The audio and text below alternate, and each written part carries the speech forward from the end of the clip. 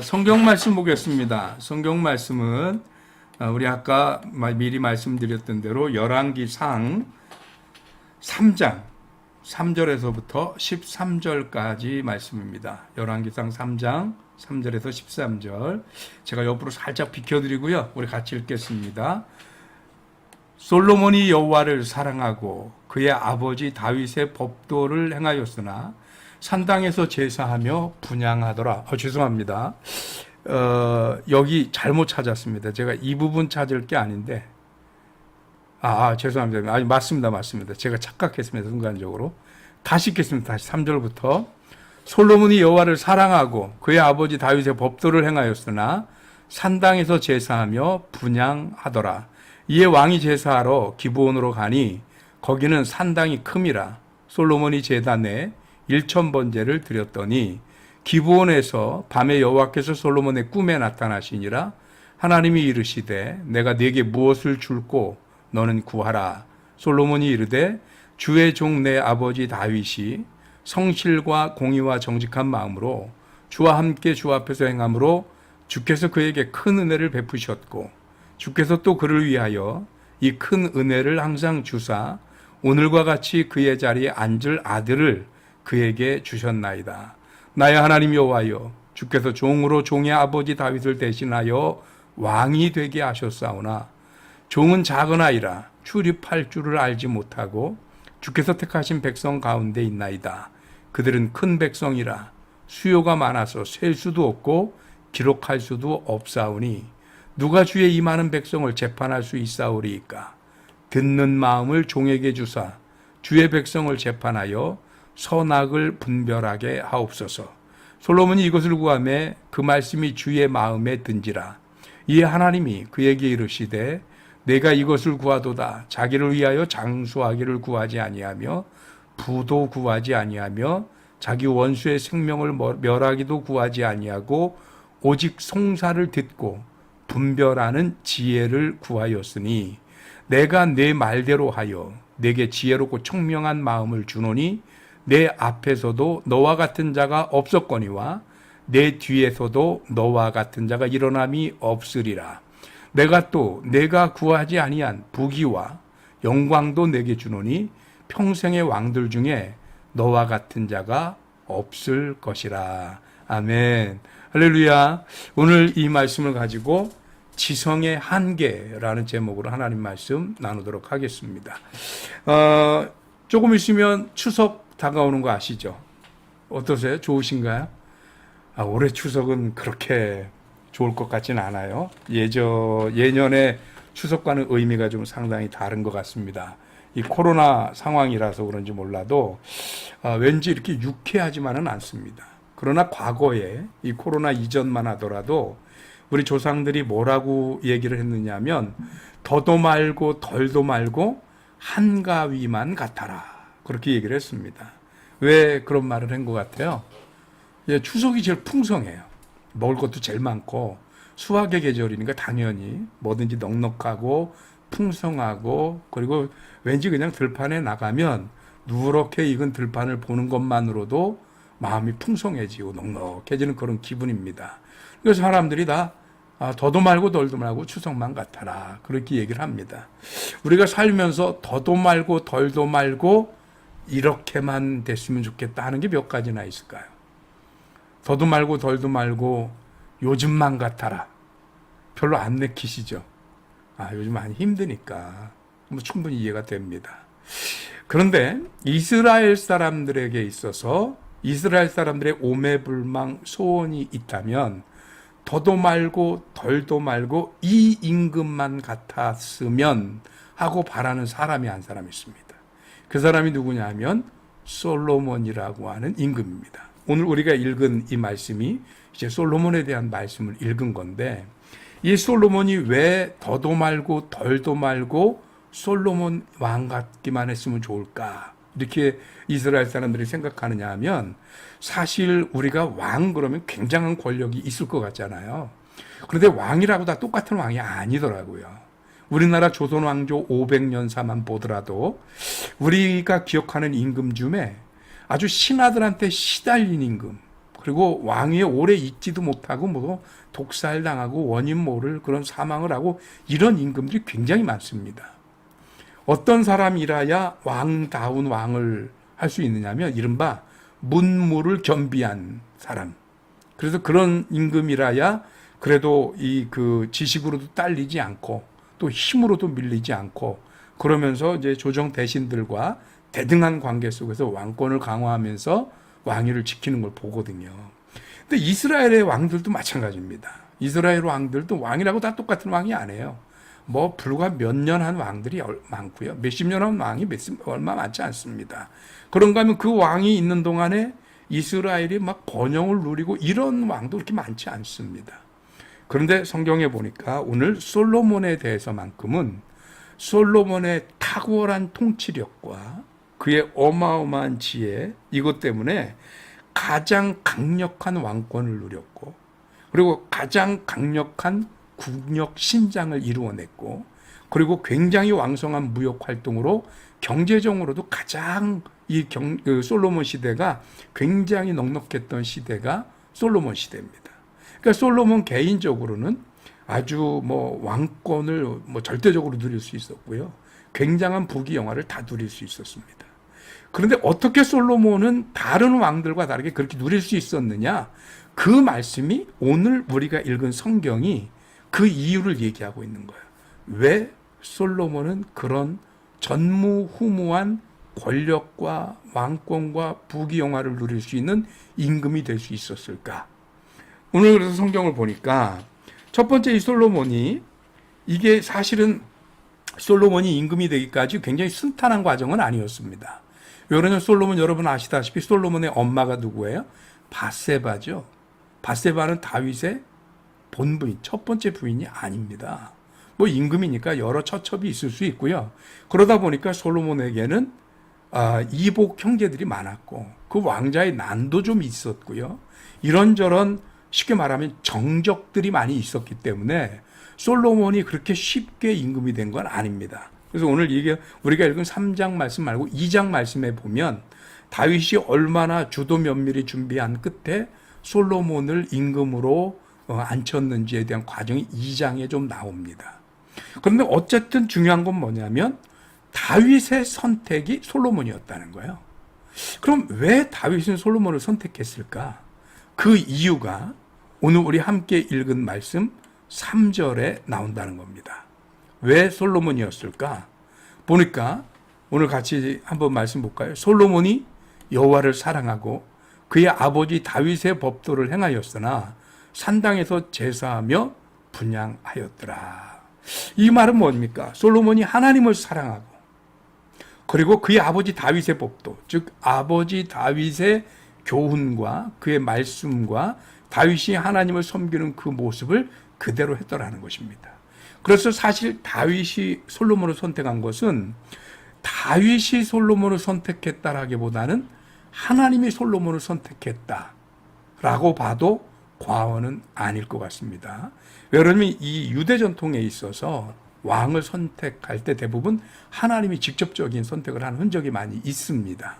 예를 들어 다윗을 선택할 때도 사무엘에게 하나님이 어떻게 해요? 기름 부으라고 그러셨죠. 이세의 8 형제 중에서 아무리 잘나고 뭐 허우대 좋은 형제들이 지나가도 하나님의 마음에 들지 않으면 선택하지 않았습니다. 하나님 마음에 합당한 다윗이 왔을 때 선택받은 겁니다. 혈통적으로는 큰아들, 둘째 아들, 셋째 아들이 더 우선순위에 있을지 몰라요. 그러나 하나님의 선택은 그것이 아닙니다. 뭡니까? 하나님의 마음에 합당한 자.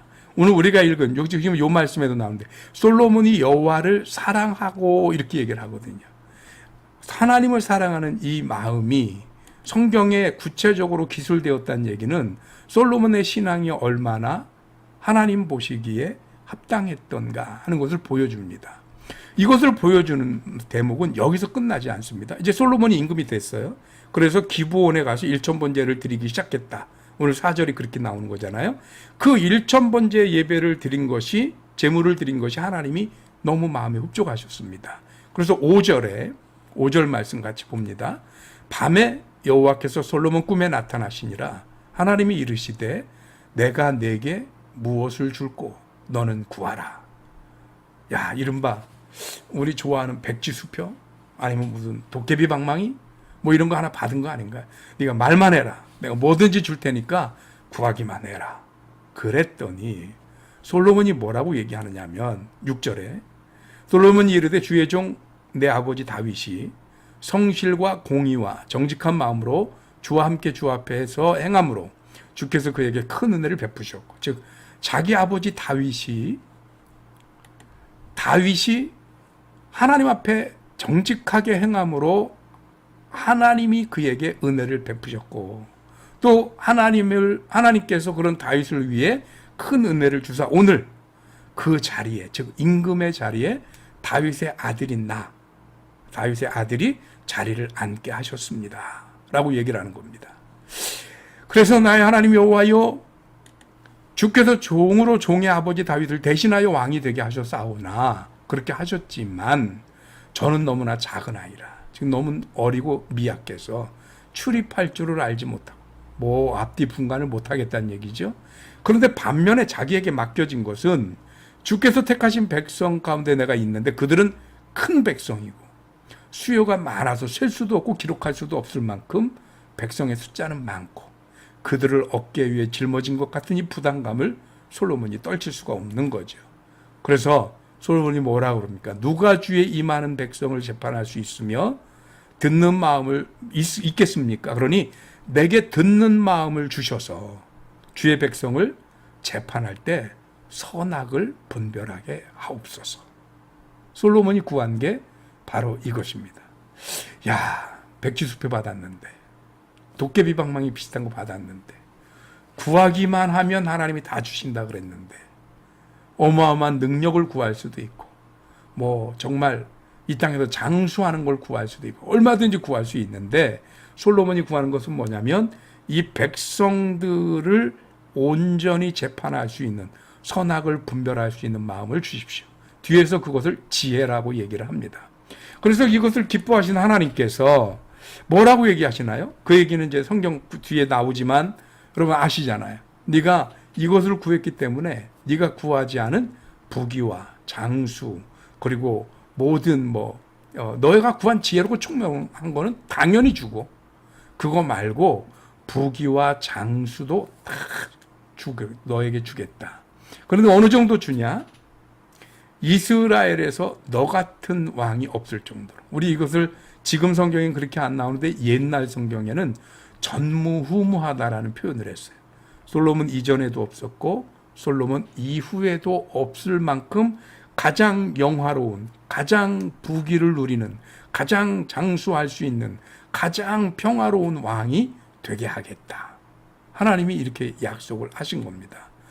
그래서 이렇게 내가 구하지 않은 부귀와 영광도 내게 줄 테니 내 평생에 왕들 중에 너와 같은 자가 없을 것이다 하는 놀라운 축복을 허락해 주셨습니다. 놀랍지요. 어마어마하지요. 그런데 희한합니다. 그러면 솔로몬이 마지막까지 그렇게 부귀, 영화, 장수를 누리며 하나님의 영광을 드러내는 왕이었느냐? 그렇지 않았습니다. 우리 그런 표현 많이 합니다. 과유불급이다. 왜 그러냐? 너무 과하면 모자른 것만 못하다. 솔로몬이 너무 지혜로웠어요. 너무 성경에 아주 기가 막힌 솔로몬의 재판이라는 한 예화가 나오잖아요. 그런 것처럼 그건 비근한 예에 불과하고 솔로몬의 그 탁월한 지혜가 이 솔로몬의 외교 그리고 통치 여기에 다 전반적으로 반영이 됩니다. 그것 때문에 솔로몬 시대 이스라엘은 정말 해가 지지 않는 나라입니다. 그래서 아주 경제적으로도 윤택하고 그리고 아주 국방력도 강해지고, 원래요 요즘도 그렇지만 예나 지금이나 국방력은 경제력이에요. 뭐 지금 북한이 뭐 국방력이 좋네 어쩌네 그러지만 북한은 한 달 정도 운용하면 군을 운용할 수가 없다고 그럽니다. 뭐 제가 군사 전문가가 아니기 때문에 저도 신문 지상에서 읽은 거에 불과하긴 하지만 어쨌든 그게 다 이유가 뭐냐면 경제력이 뒷받침이 안 되기 때문입니다. 그런데 솔로몬 시대는 경제력이 뒷받침이 됐어요. 어마어마한 부를 누렸습니다. 그렇기 때문에 강력한 왕권, 강력한 국력, 이거는 그 경제로부터 나왔습니다. 그러니까 솔로몬이 뭐가 생겼냐면 점점 자기의 지혜와 자기의 능력과 자신의 탁월함으로 문제를 해결할 수 있다고 하는 자신감이 강해졌어요. 팽배해졌어요. 그러니까 이 자신감이 팽배해지다 보니까 어디까지 이르느냐? 자신감을 넘어서 자만심, 교만함에까지 이르는 거죠. 그래서 더 이상 하나님 말씀을 듣지 않습니다. 그리고 뭘 하냐면 자신의 지혜, 자신의 머리로 해결할 수 있는 인간적인 수단과 방법을 더 의지합니다. 그러다 보니까 어떻게 해요? 뭐 다른 나라와 외교를 위해서 예전에 가장 많이 하는 게 뭡니까? 정략 결혼이잖아요. 그래서 정략 결혼을 하고 이방 나라들의 그 왕비 공주들을 데려다가 왕비로 삼고 뭐 이러다 보니까 그 솔로몬과 솔로몬의 그 삶에 이방 문화와 더불어서 우상의 문화가 들어오기 시작합니다. 그래서 솔로몬이 영적으로 혼탁해집니다. 여러분 다시 한번 과정을 한번 우리가 살펴봅니다. 솔로몬이 어마어마한 지혜와 탁월한 통치력을 가지고 부귀영화를 누릴 수 있었던 배경은 어디냐면 하나님 앞에 일천번제를 드리고 하나님이 솔로몬에게 허락하신 지혜 때문입니다. 그럼 그 지혜는 어떻게 왔느냐 하면 솔로몬이 맨 처음에 하나님이 선택하고 아버지 다윗이 선택할 때 솔로몬은 하나님 여호와를 사랑하고 아버지 다윗의 법도를 쫓던, 쉽게 말하면 영성이 풍성했던, 영적 감성이 풍성했던 사람이 솔로몬입니다. 그런 솔로몬이 그 영적인 감성을 놓쳐버리고 이제 뭐에 매달리느냐면 자신의 인간적인 지혜와 수단과 방법, 능력을 의지하기 시작하는 겁니다. 뭔가 사다리가 꼬였어요. 영성에서부터 출발이 돼서 그에게 하나님의 은혜가 임했고 그 은혜로 말미암아 그에게 지혜도 지식도 탁월함도 임했던 건데, 그런데 이 영성의 뿌리를 잃어버렸습니다. 그리고 남은 건 뭐만 남았어요? 자신의 머리. 명석하긴 했죠. 하나님이 지혜를 주셨으니. 탁월하긴 했습니다. 그 어떤 왕도 흉내내지 못하는 통치력을 가지고 있었습니다. 그런데 딱 거기까지. 열왕기상 11장에 보니까 이거 중요해서 같이 한번 읽어보겠습니다. 6절부터 11절입니다. 같이 읽습니다.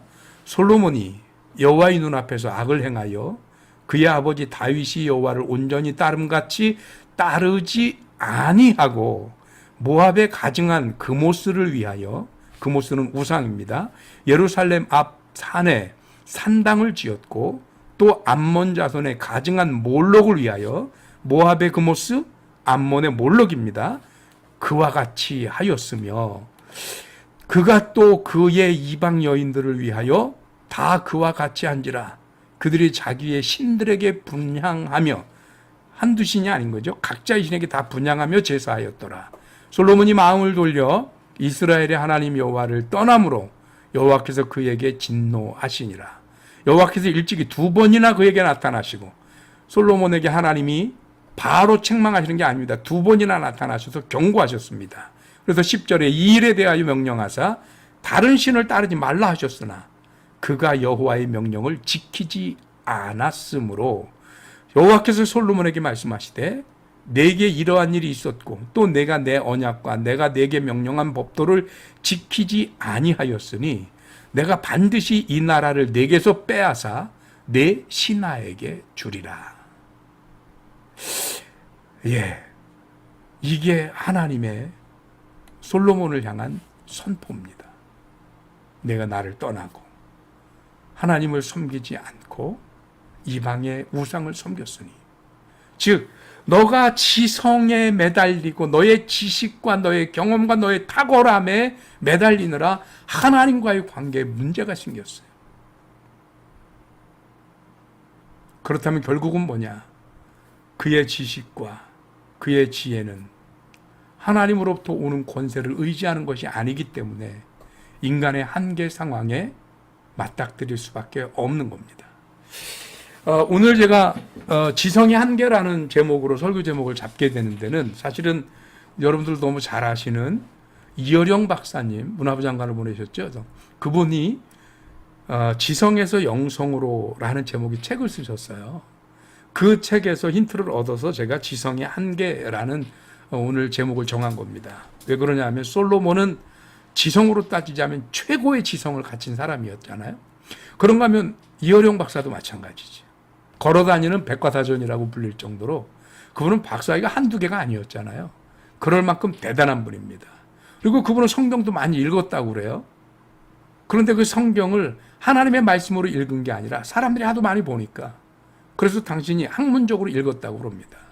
그래서 그 성경에 등장하는 상당히 많은 말들의 학문적 의미를 어떻게 보면 어지간한 목사들보다 더 많이 연구하고 파악한 부분도 있더라고요.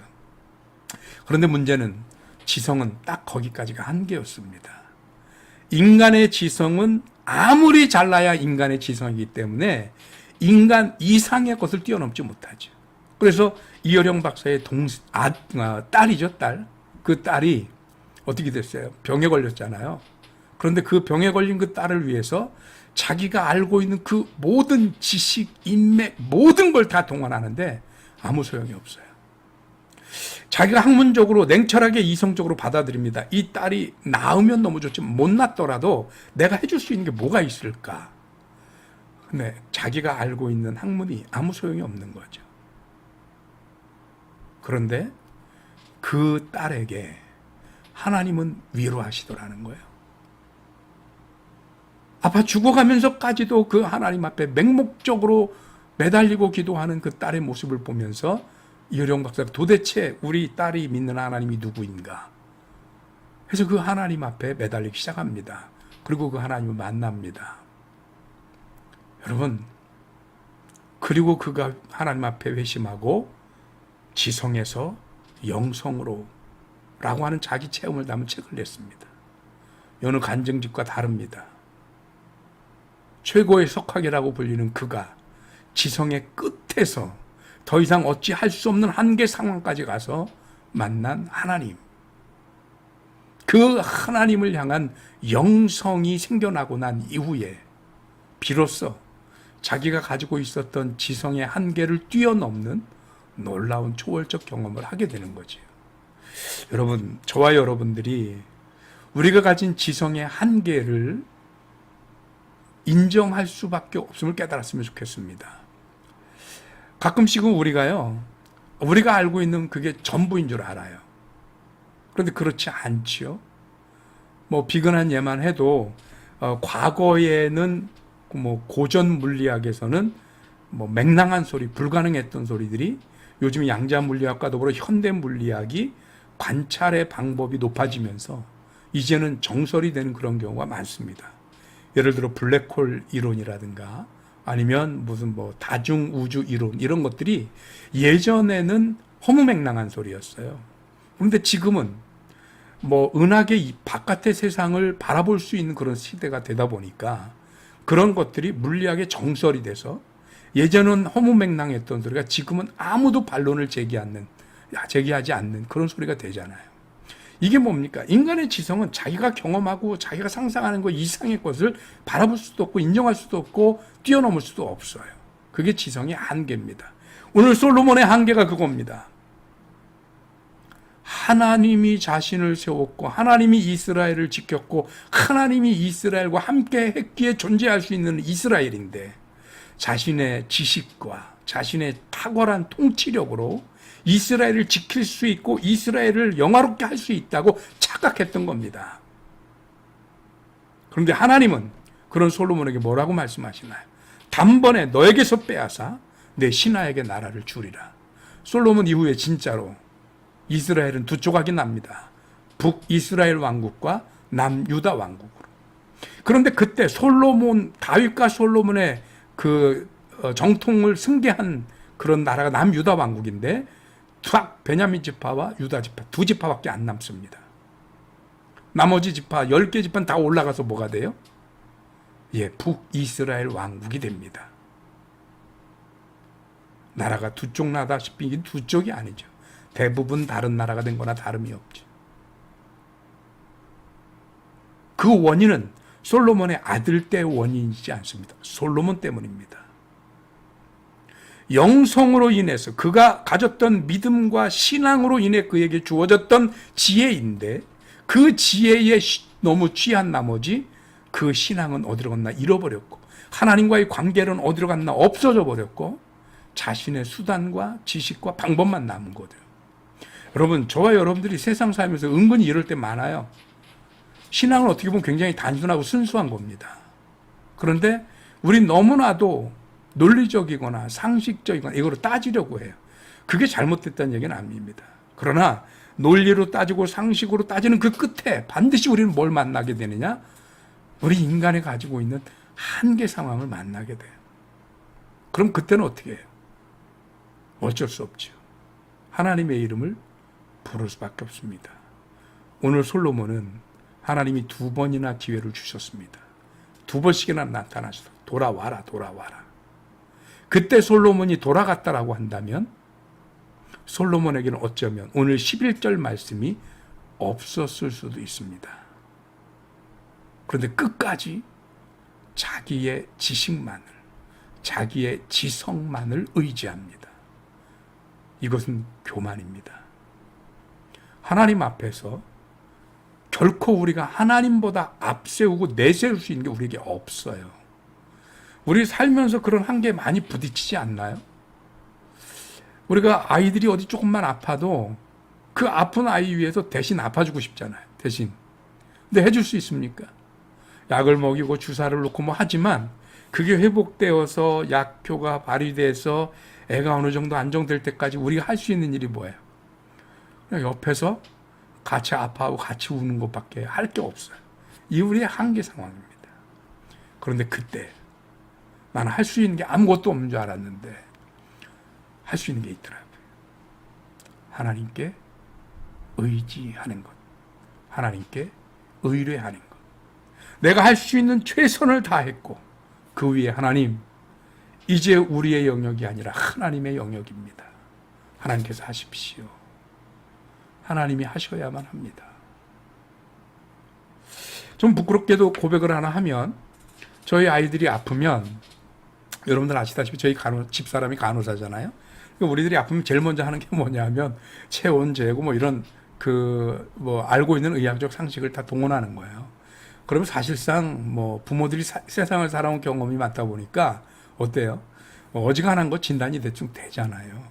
한 번은 우리 아이들이 한 초등학생쯤 됐을 때인데, 근데 아이들이 막 아프고 막 이러니까 뭐 해열제도 먹이고 그리고 뭐 이렇게 머리에 뭐 이렇게 물수건도 올려주고 이랬는데 한 번은 저희 큰 아이가 그러는 거예요. 아빠, 나 지금 기도 좀 해주세요. 그러는 거예요.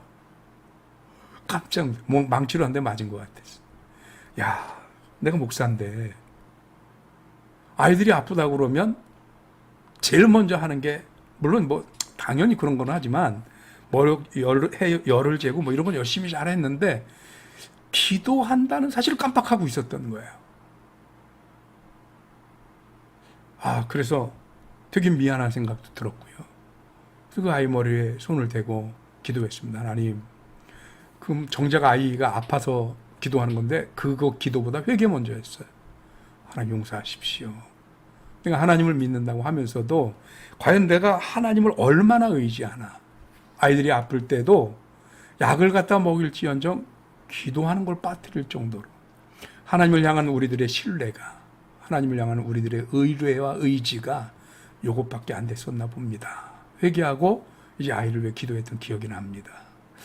여러분, 병원 가지 마라 이런 얘기가 아닙니다. 병원 가야지요. 약 드셔야지요. 그렇지만 그것이 전부가 아니지요. 우리가 하나님을 믿습니다. 약도 먹고 병원도 가고 수술도 받아야 하고 해야 하지만 결코 빠뜨릴 수 없는 게 뭐냐면 하나님을 향한 기도와 의지입니다. 우리들의 모든 지성과 이성과 과학과 문명의 베이스에 깔려 있는 건 뭐냐? 하나님의 돌보심입니다. 하나님의 인도하심입니다. 이번에 코로나도 빵 터지니까 그동안 우리가 알고 있었던 과학, 상식, 기술, 학문, 뭐 코로나 앞에서 꼼짝 못하네요. 결국은 우리가 할 수 있는 게 뭐가 있을까? 여러분, 우리의 기도가 무슨 능력이 있겠어? 그럴 거 아닙니다. 하나님은 우리의 기도의 능력을 바라는 분이 아닙니다. 우리가 기도하기를 바라는 분이고 능력은 하나님께 있는 거지 우리한테 있는 게 아닙니다. 우리는 단지 그분의 능력을 믿고 하나님의 은혜를 구하는 것뿐입니다. 그러면 하나님께서 오늘 솔로몬의 제사를 기쁘게 보신 하나님이 하나님의 능력으로 솔로몬을 세워가시듯이 오늘 하나님의 능력으로 저와 여러분들을 세워가실 줄 믿습니다. 그래서 오늘 제목처럼 지성의 한계, 살수록 우리가 느끼고 마음에 드는 것 아닙니까? 생각이 드는 것 아닙니까? 그렇다면 그 지성의 한계를 뛰어넘어서 이제 하나님 앞에 한 걸음 더 가까이 다가가서 우리의 영성으로 하나님을 마주하고 그 하나님이 공급하시는 놀라운 은혜를 경험하고 구하는 저와 여러분들이 되어져야 할 줄로 믿습니다. 여러분, 오늘 한번 우리 각 가정에서 계시지만 우리 진지하게 기도하고 주무시기 전에 한번 진지하게 한번 기도해 보는 하루가 되기를 주님의 이름으로 축원합니다. 기도하겠습니다. 하나님, 우리들의 생각과 우리 인간의 능력이 많아지고 할 수 있는 영역이 점점 커지면서 우리가 하나님을 의지하고 하나님의 이름을 부르는 그 시간들이 그만큼 줄어들거나 없어져 버린 건 아닌지 모르겠습니다. 그러는 사이에 우리도 솔로몬처럼 하나님의 음성을 의지하거나 하나님의 이름을 부르기보다는 내 수단, 내 방법, 내 능력으로 뭘 해보겠다고 그러면서 결국은 하나님이 우리에게 주셨던 말씀과 경고도 귓전으로 들으며 내 인간적인 노력만을 앞세웠던 우리들은 아닌지 모르겠습니다. 오늘 돌이키면서 우리들의 지성을 이제는 그 어느 박사처럼 영성으로 흐를 수 있도록 하나님 앞에 한 걸음 더 가까이 다가가는 주의 종들 되게 하여 주옵소서. 이성적으로, 학문적으로, 기술적으로 할 수 있는 건 이미 이 세상이 상당히 많이 진보되어져 있습니다. 그것은 우리가 건드리지 않아도 나가고 있을 터이니 우리가 해야 할 것은 자칫 놓쳐버리고 잃어버리기 쉬운 영성에 더 의지하는 하나님의 자녀들이 되게 하여 주시옵소서. 감사하고 예수님의 이름으로 기도합니다. 아멘.